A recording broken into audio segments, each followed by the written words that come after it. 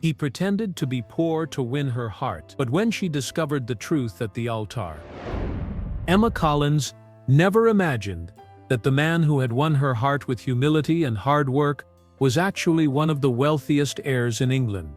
But what she could never have imagined was that his lie would come to light at the worst possible moment, when they were about to be married in front of their entire community. This is the story of how a lie born from love became the most painful betrayal, and how sometimes, to deserve true love, we must first lose everything. It all began on a sweltering August afternoon in London, when Emma was finishing her double shift at St. Mary's Hospital. At 24, Emma had turned sacrifice into an art form. She worked 14 hours a day as a nurse to support her mother Sarah, who suffered from diabetes and couldn't work. Every pound she earned had a purpose: rent, medication, food, and if anything was left over, it was religiously saved in a coffee tin for her biggest dream, to one day open a free clinic for immigrants like her family. That afternoon, while pushing her old Vespa scooter that had broken down 3 blocks from the hospital, Emma didn't know her life was about to change forever. The engine had started making strange noises during the morning, but she didn't have money to take it to a mechanic, so she had decided to convince it to work just one more day. "Need some help?" The masculine voice made her look up from the smoking engine. In front of her stood a man of about 28, tall, with slightly disheveled brown hair and green eyes that sparkled with genuine concern. His hands were stained with grease, he wore blue overalls with the name James embroidered on the chest, and he had that crooked smile that made women feel special. If this story of love, betrayal and redemption is captivating you as much as it captivates me to tell it, subscribe now so you don't miss a second of this incredible emotional journey that will keep you glued to the screen until the end.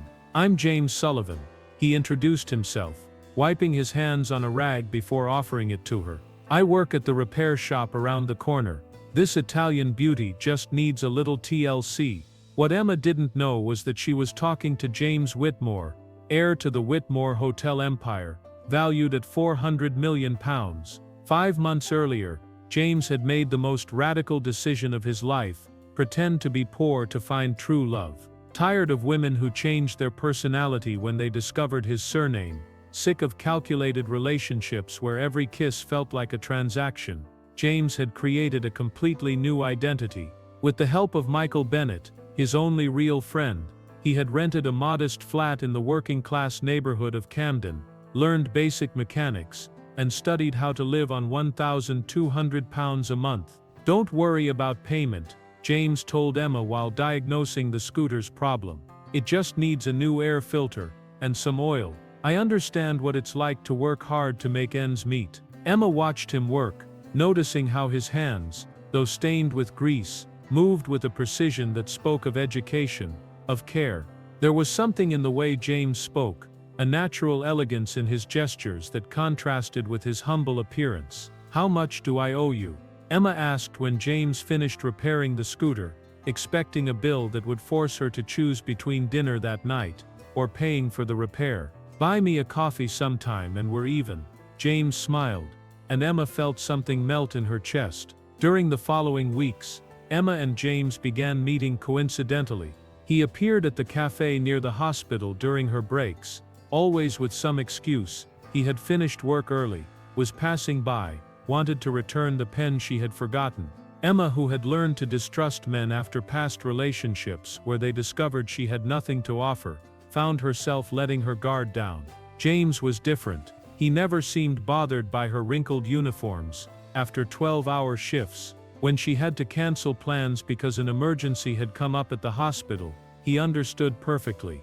Moreover, he seemed genuinely fascinated when she talked about her work, her patience, her dreams of helping more people. "I love how your eyes light up when you talk about your work," he told her one afternoon, while they shared sandwiches in the small park near the hospital. "You can tell you really love what you do." James wasn't lying. For the first time in his life, he was experiencing what it meant to be valued for his ideas, his personality, his character, instead of his bank account. Emma talked with him for hours about medicine, politics, books, without ever asking where exactly he lived or what model car he drove. The chemistry between them was undeniable. Emma found herself waiting for his messages, smiling when she saw his name on her phone screen. James, for his part, discovered that he had never been as happy as during those simple afternoons, eating cheap food and talking about everything and nothing. But living a lie, even a well-intentioned one, requires constant maintenance. James had to invent stories about his family. My parents died when I was young. About his education.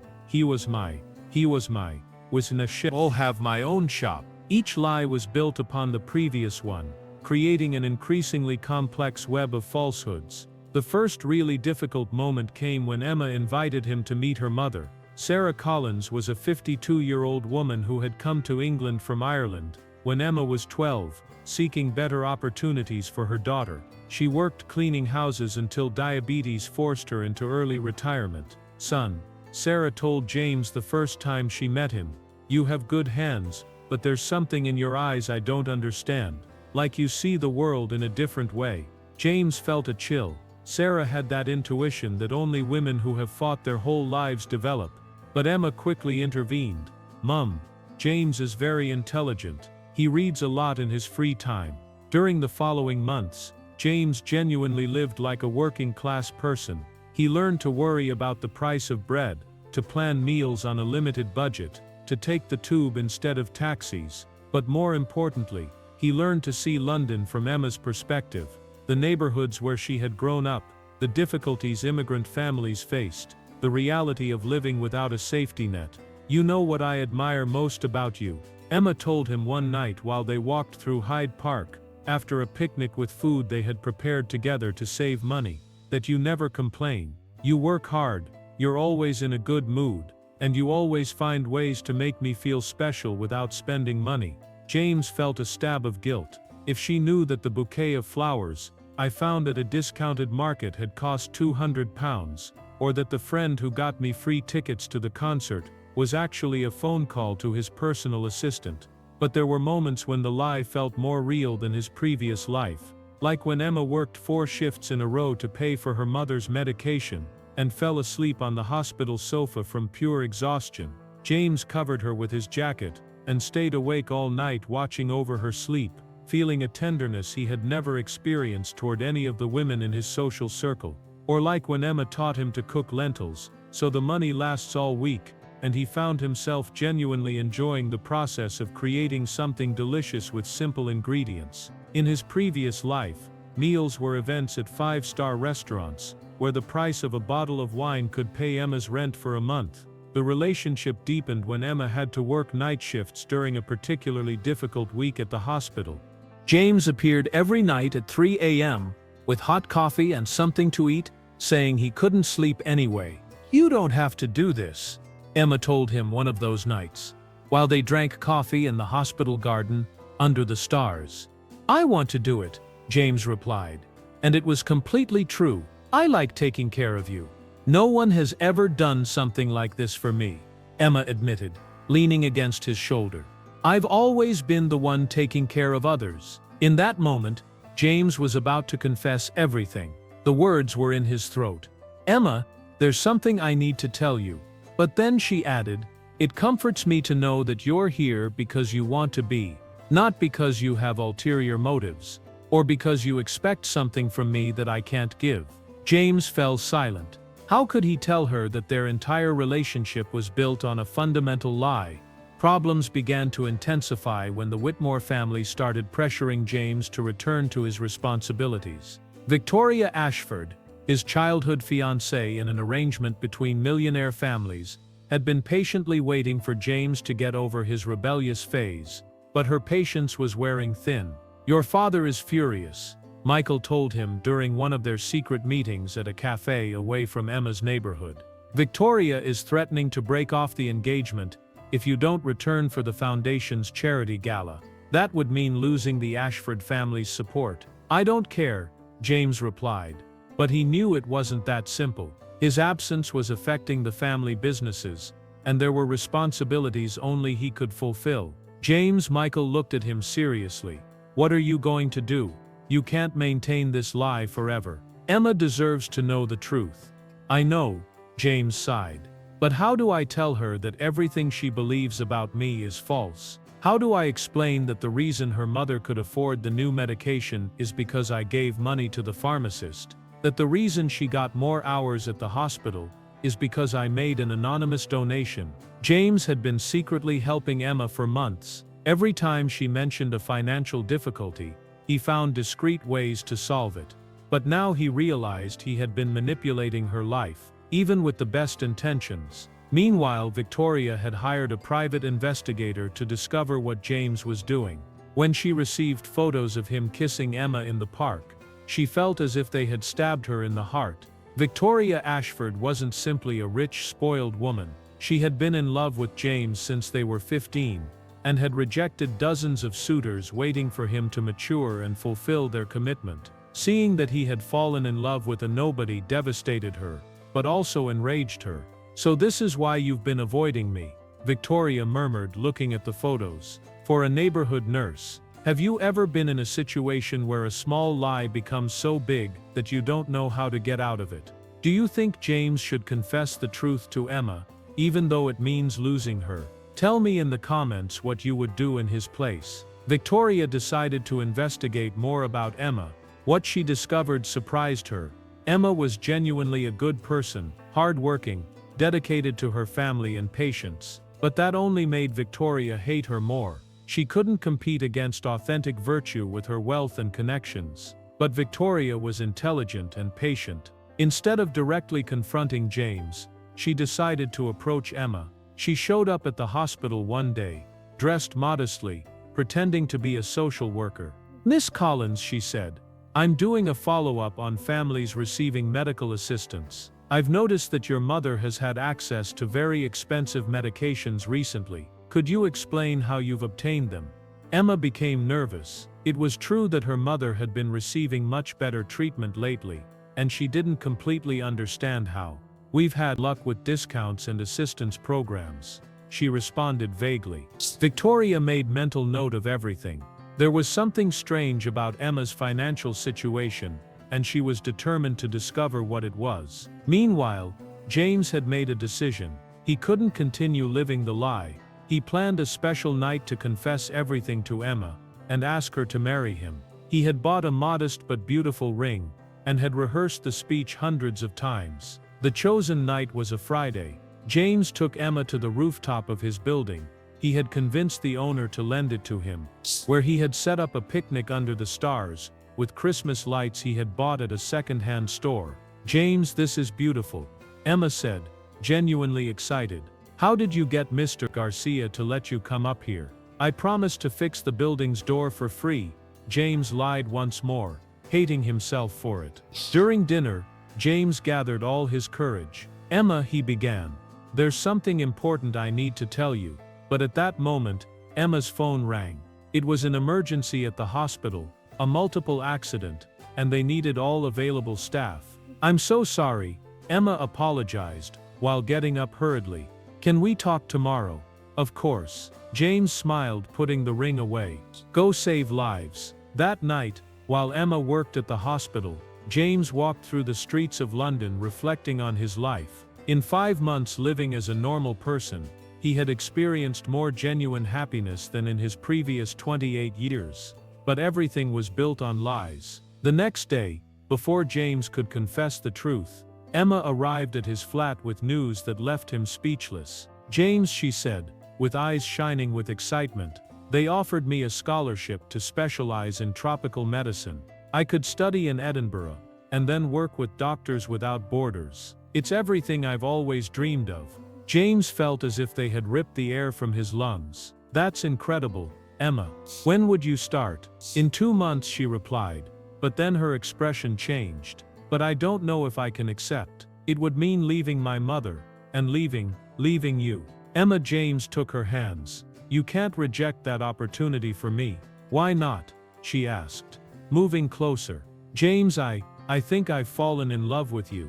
In that moment, with Emma looking at him with eyes full of love and trust, James made the most selfish decision of his life. Instead of confessing the truth, he asked her to marry him.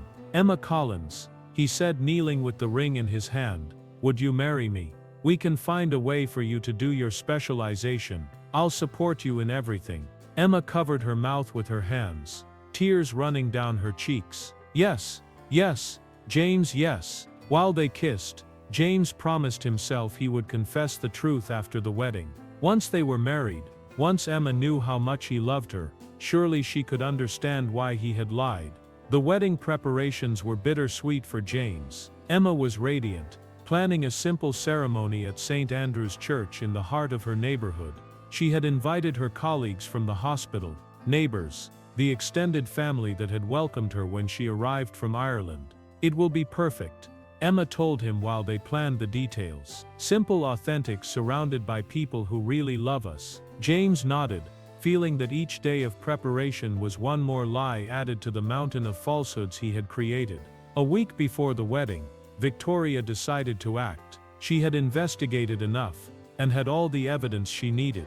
But instead of directly confronting James, she decided that the most effective way to get him back was to destroy his relationship with Emma publicly. Victoria hired the services of an investigator, who specialized in infiltration. She asked him to pose as a society journalist and seek out Emma for an interview about common people's weddings. "Miss Collins," the fake journalist told her when he approached her outside the hospital, "I'm doing an article about true love in modern times. I've been told you have a beautiful story." Emma, flattered and innocent, agreed to talk. During the interview, she mentioned details about James, where he worked, how they had met, their plans for the future. "It's incredible to have found someone so authentic," she told the investigator. "In a world where everyone seems obsessed with money and status, James loves me for who I really am." Those words reached Victoria directly through the investigator. It was the perfect moment to act. The wedding day dawned sunny and perfect. Emma woke up in her mother's house, surrounded by the women in her life. Sarah, the nurses from the hospital, who had become her sisters, the neighbors who had watched her grow up. Her dress was simple but elegant, bought at a second-hand bridal shop, but altered with love by a neighborhood seamstress. "You look beautiful, love," Sarah told her, while adjusting the veil that had belonged to her own mother. "That boy James is lucky." But Sarah had a worried expression that Emma noticed. "What's wrong, Mum?" "Nothing, dear," Sarah lied. "Just be careful. Sometimes things that seem too good to be true." "Mum," Emma interrupted, "James loves me. He really loves me." In another part of the city, James was getting ready in his secret flat, the modest one he had rented to maintain his facade. Michael was with him, trying one last time to make him see reason. "Oh, James, you can still tell her the truth," Michael pleaded. "Before you get to the altar, explain why you lied, tell her how much you love her." "I can't risk losing her," James replied, adjusting his cheap tie that he had bought for the occasion. "Once we're married, I'll find a way to explain it gradually." "What if she finds out through other means?" Michael insisted. "Victoria is furious. She's not going to stand by and do nothing." "Victoria doesn't know where I am," James said. But there was uncertainty in his voice. St. Andrew's Church filled with simple but joyful guests. Emma's colleagues from the hospital had decorated the place with flowers from the market, and the church choir had prepared special songs. It was exactly the kind of wedding Emma had dreamed of, full of authentic love and real people. James arrived nervous but happy, seeing Emma walk toward him on the arm of Mr. O'Brien, the elderly neighbor who had served as a father figure since she arrived in England. He felt his heart could explode with love and guilt simultaneously. Emma was radiant. Her smile lit up the entire church, and her eyes only had room for James. In that moment, he almost forgot all his lies. He almost believed they could have a future built on the love they had developed. Father Murphy, who had known Emma since she was a teenager, officiated the ceremony with paternal affection. "We are gathered here to celebrate the love between Emma and James," he began, "a love that has flourished in simplicity and authenticity." Every word was a dagger for James, but also a confirmation of what he had found with Emma, something real, something genuine, something worth any sacrifice. The vows were emotional. Emma spoke about finding in James someone who loved her, without pretense, without games, without falsehood. James, fighting back tears, promised to always be honest with her and protect her heart as the treasure it is. While they exchanged rings, James allowed himself to believe that maybe, after all, they could be happy. Maybe the initial lie wouldn't matter once Emma saw how much her life had changed. But then, just when Father Murphy asked if anyone had objections to the marriage, the church doors burst wide open. "Yes," shouted a female voice that cut through the air like a razor. "I have an objection." Victoria Ashford entered the church like an elegant storm. She wore a black Chanel suit, heels that echoed against the marble floor, and carried a briefcase that clearly contained important documents. Behind her came two men in expensive suits who obviously were lawyers or investigators. "This marriage cannot continue," Victoria declared with a clear, authoritative voice, "because it is based on a fundamental lie." The silence in the church was deafening. Emma looked at James with confusion, expecting him to say something, to deny whatever this strange woman was insinuating. But James had gone pale as a ghost. "Madam," Father Murphy intervened, "this is a religious ceremony. If you have any legal objection, you must—" "My objection is moral and legal," Victoria interrupted, opening her briefcase. "This man has been living under a false identity." Victoria pulled out a series of photographs and documents. "Ladies and gentlemen," she said, addressing the entire congregation, "the man you know as James Sullivan is actually James Whitmore, heir to the Whitmore Hotel empire, valued at £400 million. A murmur of shock ran through the church. Emma felt as if the ground was moving under her feet. What are you saying?" she murmured. Victoria approached the altar, her heels marking each step like a countdown. "Miss Collins, this man has been pretending to be poor for the last 6 months. He has been living in a rented flat, working at a repair shop as part of an elaborate lie to seduce you." "Oh, that's not—" James began, but Victoria interrupted him. "It's not true." Victoria showed photographs of James at society events, in his real luxury flat, getting out of cars that cost more than Emma's annual salary. "Oh, here he is at his family's charity gala 8 months ago. Here he is in his executive office. And here," she showed the most devastating photograph, "he is with me at our official engagement 2 years ago." Engagement? Emma felt the words come out of her mouth as if they belonged to someone else. "We have been engaged since childhood," Victoria continued ruthlessly. "James disappeared 6 months ago, saying he needed to find himself before we got married. Apparently finding himself meant lying to an innocent woman." Emma turned to James, her eyes filled with a mixture of confusion, pain, and growing horror. "James," she whispered, "tell me this isn't true." James opened his mouth, but no words came out. How could he deny photographic evidence? How could he explain 6 months of lies in the middle of a church full of people? "Tell me you haven't been lying to me all this time," Emma pleaded, her voice breaking. James' silence was more devastating than any confession. "Oh my God!" Emma covered her face with her hands. "It's true. It's all true." Victoria continued her attack with surgical precision. "Miss Collins, have you ever wondered how your mother could suddenly access expensive medications? How you got more hours at the hospital? How several of your financial problems were magically solved?" Emma felt the world crumbling. Every moment of happiness from the last 6 months was instantly recontextualized, as manipulation, as charity, as the cruel game of a bored rich man. "You," Emma whispered, looking at James, "you've been buying my life." "Emma, no." James finally found his voice. "It's not like that. I love you. Everything we felt is real." "Real?" Emma pulled off her veil. "What's real, James? Your name, your job, your flat. Anything you told me is true. My feelings for you are true," James shouted desperately. "Emma, I fell in love with you. That's why I lied. I wanted you to love me for who I am, not for my money. But I don't know who you are." Emma threw her bouquet to the floor. "I've been in love with a ghost, with a lie you created to entertain yourself." "It wasn't entertainment," James approached, but Emma stepped back. "Emma, please, let me explain." "Explain what?" Tears flowed freely down Emma's cheeks now. Explain how I became your charity project. Explain how you've been laughing at my naivety. I never laughed at you. James was desperate. Emma, you changed my life. You taught me what really matters. That's why I'm here. That's why I want to marry you. Marry me? Emma laughed bitterly. Which version of me? The poor nurse your imagination created. Because that's me, James. I'm exactly what you see. A woman who works 14 hours a day to survive. There's no secret rich version of me waiting to be discovered.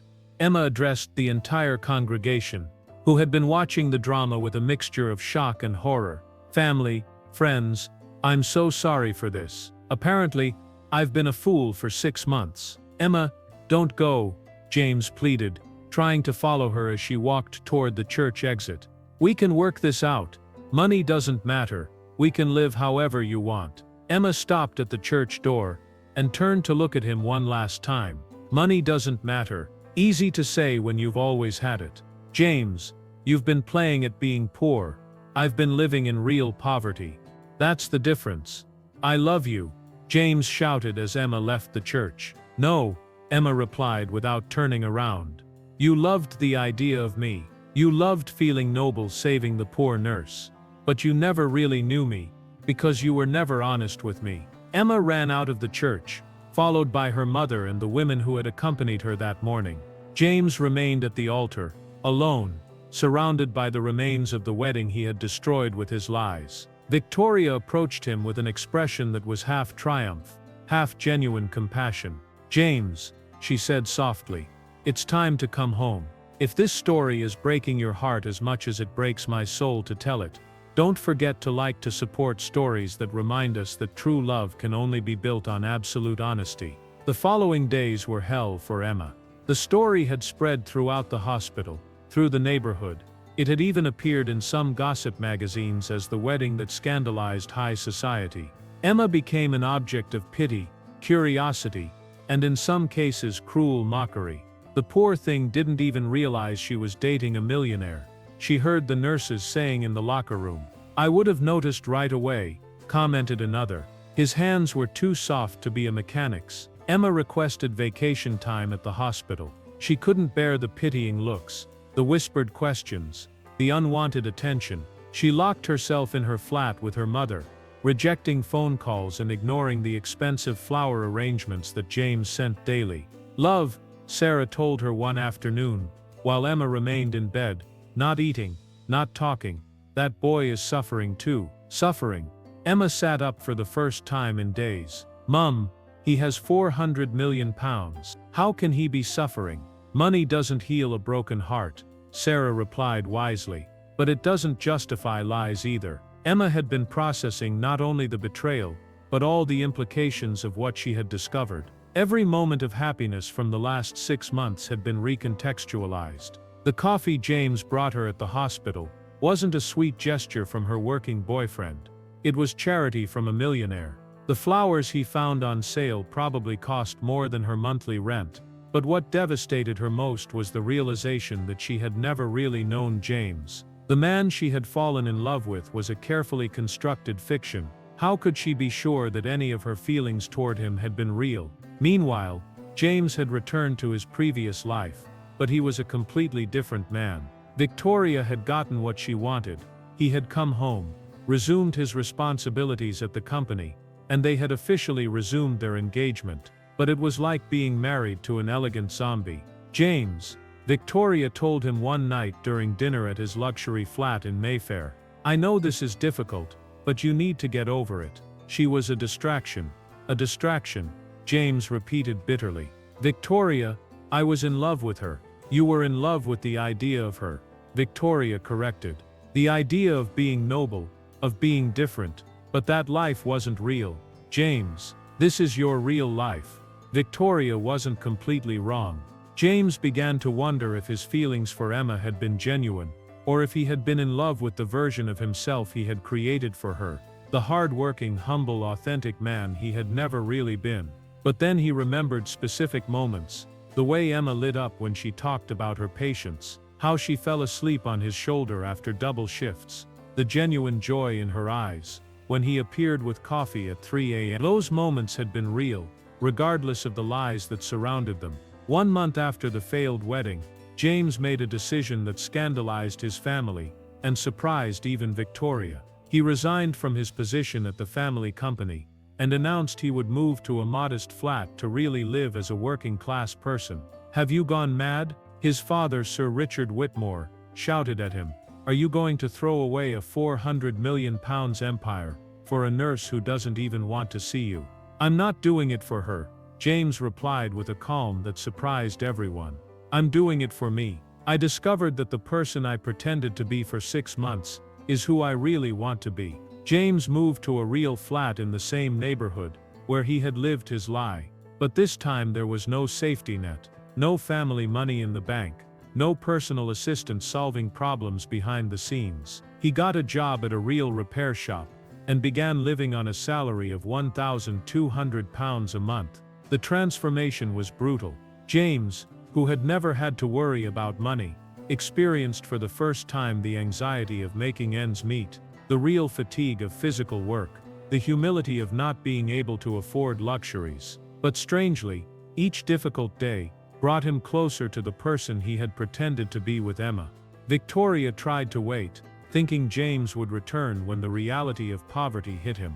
But when 3 months passed and he remained firm in his decision, she took drastic measures. "If you don't come back to me voluntarily," she told him during a surprise visit to his flat, "I'll tell Emma that all this is another act, that you're still rich and this is just another game to win her back." "Do it," James replied calmly.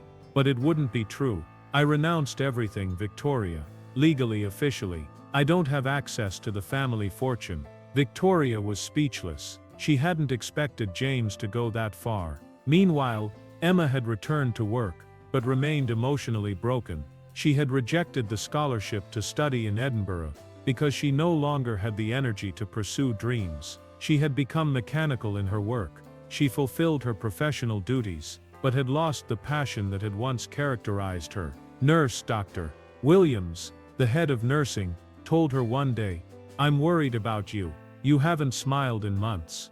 "I'm fine," Emma lied, focusing on patient files. But she wasn't fine.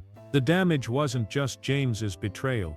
It was the loss of confidence in her own judgment. If she had been so blind to James's lies, how could she trust her decisions about anything else? The first indirect contact between Emma and James came 6 months after the failed wedding. Sarah had been shopping at the market when she saw James loading boxes at the repair shop where he worked. His hands were genuinely calloused now. His clothes had real grease stains, and he had lost weight. "He looks different," Sarah told Emma that night. "More real." "I don't care how he looks," Emma replied. But Sarah noticed it was the first time in months that Emma showed any emotion when talking about James. A week later, Emma couldn't resist curiosity. She walked through the neighborhood where James had pretended to live and saw him leaving the repair shop at the end of his shift. The contrast with the man she had known was striking.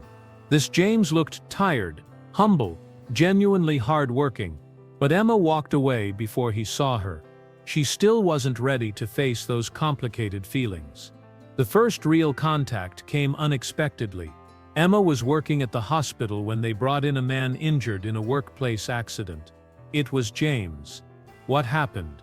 Emma asked professionally while examining his injuries. "An engine exploded," James replied weakly. "I need stitches on my hand." While Emma cleaned and stitched the wound, both remained silent. But Emma couldn't help noticing the details. James's hands were genuinely calloused now. He smelled of grease and hard work, and there was a humility in his posture she had never seen before. "Emma," James murmured, while she finished the stitches, "I know I have no right to say this, but I never stopped loving you." "No." Emma removed her medical gloves abruptly. "You have no right to say that." "I know." James sat on the hospital bed. "But I needed you to know." "Know what?"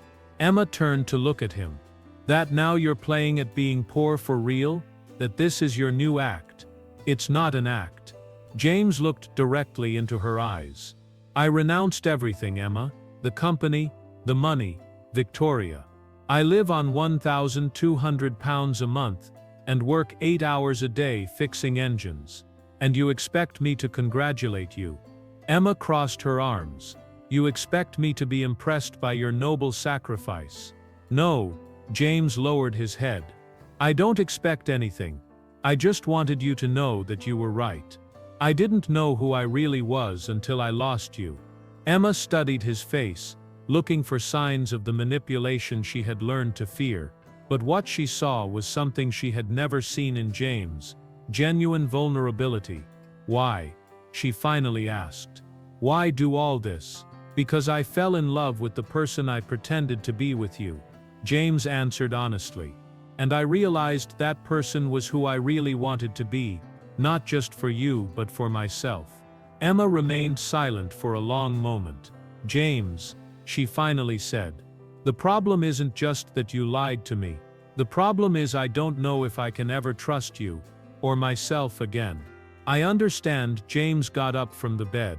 "But Emma, if you ever decide you want to know the real person I am now, I'll be at the repair shop on Camden High Street, not as the millionaire who pretended to be poor, but as the man who learned to be honest too late." After James left, Emma remained in the hospital room processing the encounter.